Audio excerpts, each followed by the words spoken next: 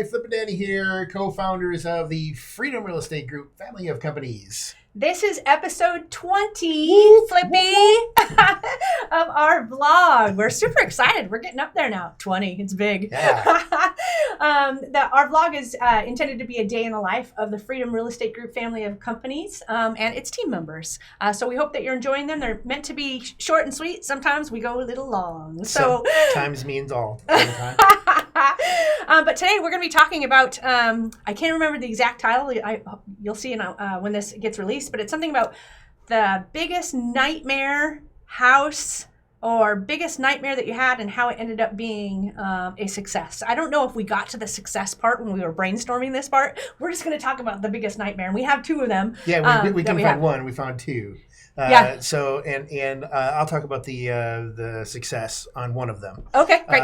And so we did have one property that this was a duplex, and this is our biggest nightmare for a rehab. Mm-hmm. This was a property that we received an invoice for the finished bathroom. Mm-hmm. And I can't remember the dollar amount, but it was thousands for the finished bathroom. And this was when Danny and I decided, hey, let's go look at that property. Aha! We walked into the property and opened the door that looked like the door was from 1900. And we opened up the door only to find out that the room that was the bathroom that was finished, that we paid for, didn't have a floor, and there was nothing in that room. And so that was immediate panic. Yes. And so that was just one of the laundry list of things that we could discuss about this property. But this property, some numbers. Well, let me go into one thing real quick. So one of the things and why we're calling this a nightmare is not just because of the story he just said. It's because we had gotten to the stage in our business that we had actually hired a professional project manager. Like, he has been in the business. He's done new construction. He's done it all. Like, this was a guy that we knew, hey, he's going to, fix all of this stuff, and he's going to be fantabuloso. And so we trusted him. And so the part of the lesson of this is don't trust everybody and always go out and walk the properties. Because there was a point in time where he said, we looked at the invoice and we went out there and it's a completely gutted, it's not done. And there's still a hole in the floor. And we're like, okay, what else? That's what you always say as a business owner or investor. Always you go, what else am I missing that I trusted was done and I've paid for and is not done? So it was a bad project manager. That's the bottom line of why all of this happened. So as he goes into the numbers, don't think bad contractors. I mean, obviously bad contractors, because they're taking advantage of the fact that they know the project manager isn't even walking all the properties, and they're just submitting invoices. Here, did the roof. Here, finished a bathroom. Here, finished this. And he's not checking. He's just paying out every single week, because that's one of our things is that we attract a lot of contractors because we pay on time every time, and we are trusting that the project manager was following our processes of actually walking the property every week to verify that the invoice was actually finished before we paid them. Okay, go ahead. Just had to throw that out there. Wait, touch the sore spot, did it? Did. Okay. So this property, this was a number of years ago that we bought it. It was a duplex. And we paid $12,500. That's a great price for a duplex. Yes. The after repair value was just shy of $100,000, which it sold for that. And here's where it gets a little painful. When we bought the property, until when the rehab was done, it took approximately 26 months for the rehab to be done. Now, part of that was because it was on the nuisance list, right?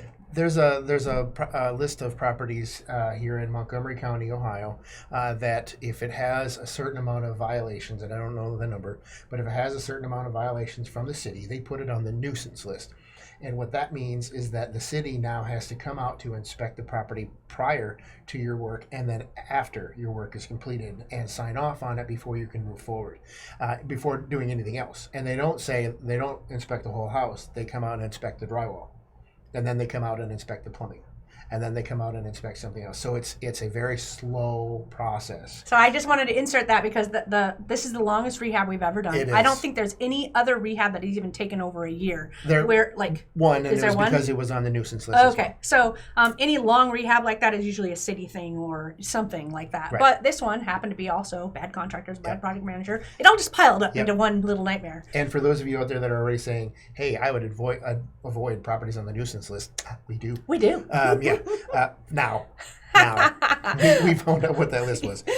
So it took almost 26 months. And the rehab on the property, remember, the property's when it's done, it's worth $100,000. The rehab that we had done on the property was just shy of $130,000. Wah, wah, wah. Now, this was a big rehab budget anyway. Yes. We bought it for $12,500. It needed a lot of work. It was on the nuisance list. We already knew that we were going to pay around $60,000, I would imagine, at least. Yeah, it was close to that. Yeah, so we just more than doubled it with $130,000. How much did we end up losing on that? Almost $50,000 out of pocket. And this is why... One of the things when I get on other podcasts, I say this a lot, and when people call me, they go, "Dani, this is why I'm a private lender with you." I remember when you were on this podcast, you said, "You've lost money on houses. Never once has your private lender lost money. They still got paid their principal. They still got paid their interest. Everything owed. We're the ones that took, the bath. It came out of our wallet. And it's okay. I hate it. I hate losing almost $50,000. That's horrible. Makes me want to cry even right now.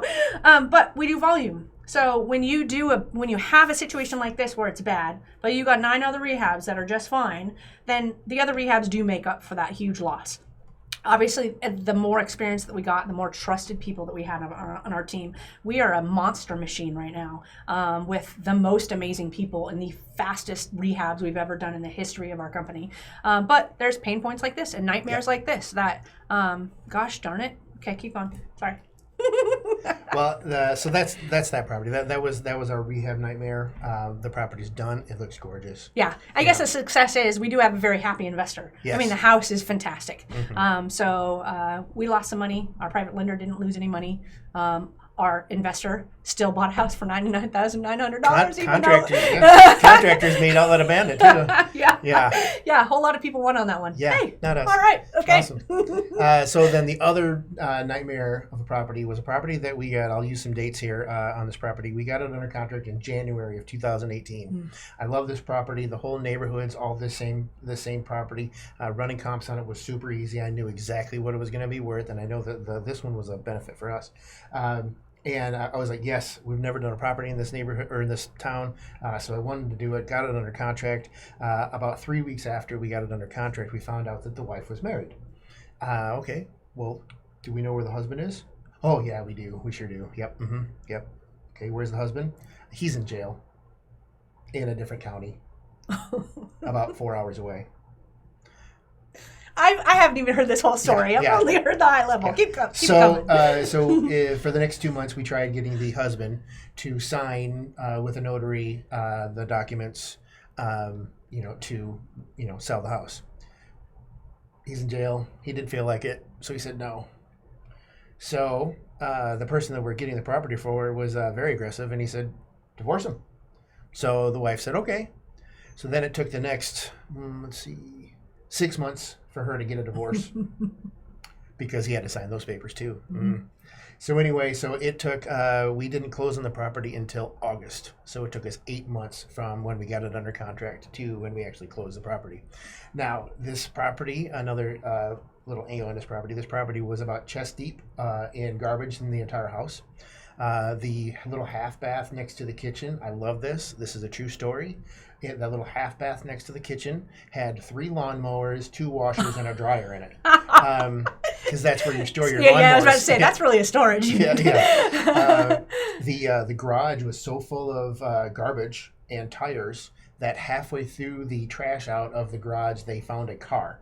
And some of you, if you followed us many years ago, you know which property this is. It was a little late 1950s Ford Anglia, like a Mini Cooper. I almost kept it until common sense took over, and I said, Isn't that the Harry Potter car? It is the Harry Potter car. That's why I loved it. And so anyway, and then there was a boat in the backyard, which I don't think it could Yeah, it would sink. But anyway, so we trashed out this property, got it rehabbed, and here's the success part, that it took so long for us to get it under contract and then to get all the trash out and then to do the property that by the time the property was done, I ran comps on it and the value of the property went up $25,000. So it made it even better. So it took forever. We actually finally sold it in April of 2019. So was that 15 months from when we bought it to when we sold it. And so lately we've had properties where we bought it and then it's been rehabbed and sold in 3 months. And so it's our timeline has gotten much shorter. Now, do we hold it that long? It took us 9 months to buy it, and it took us however many months. Well, we didn't actually buy it until August. So it was from under August contract. until April. Yeah, I see. But okay. from the time I got it under contract to buy it, it was that long. Wow. But yeah, from when we bought it, it was August to April, which isn't horrible. But we're doing much better now. I like this success story way better than the other one. Yeah, me too. Okay, glad we've told two. Yeah. Well, we tried to make it short and sweet. Of course, we didn't. But anyway, so this was vlog number 20. So we hope you enjoyed it. Again, look out for our podcast. They're coming out weekly now. So make sure you check out our page to see one of our podcasts. Anything else? Yes, we always end with invest smart. Live happy. Bye. Bye.